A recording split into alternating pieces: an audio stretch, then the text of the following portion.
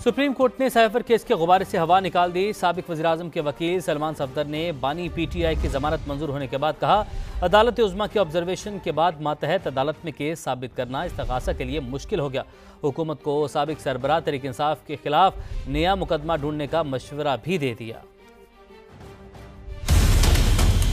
Supreme court ने बार बार ये चीज़ आज ऑब्जर्व की कि इस केस में साइफर का बाहर जाना यहाँ पर बनता ही नहीं है, ना रूल्स के मुताबिक, ना फॉरेन ऑफिस के मुताबिक, ना प्रोसिक्यूशन केस के मुताबिक।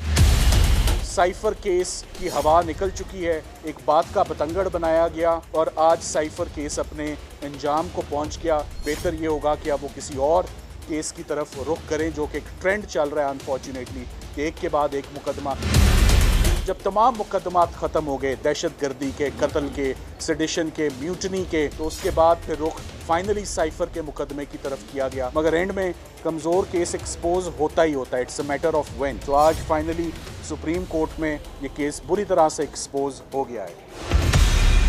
सुप्रीम कोर्ट से साइफर केस में जमानत मंजूरी के बाद साबिक वजीर आजम के आबाई हल्के मियाँ वाली में से कागजात नामजदगी भी जमा करा दिए गए।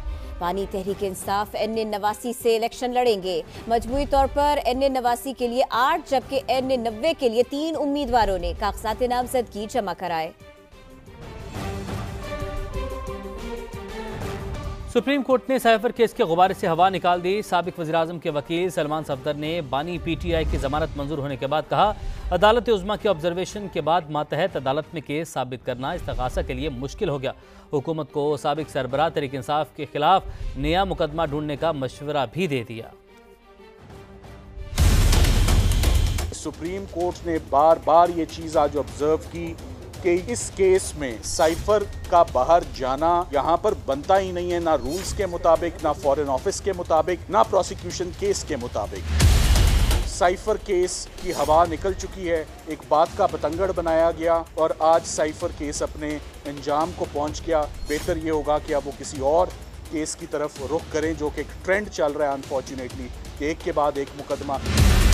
जब तमाम मुकदमात ख़त्म हो गए, दहशत गर्दी के, कत्ल के, सेडिशन के, म्यूटनी के, तो उसके बाद फिर रुख फाइनली साइफर के मुकदमे की तरफ किया गया। मगर एंड में कमज़ोर केस एक्सपोज होता ही होता है, it's a matter of when. तो आज फाइनली सुप्रीम कोर्ट में ये केस बुरी तरह से एक्सपोज हो गया है।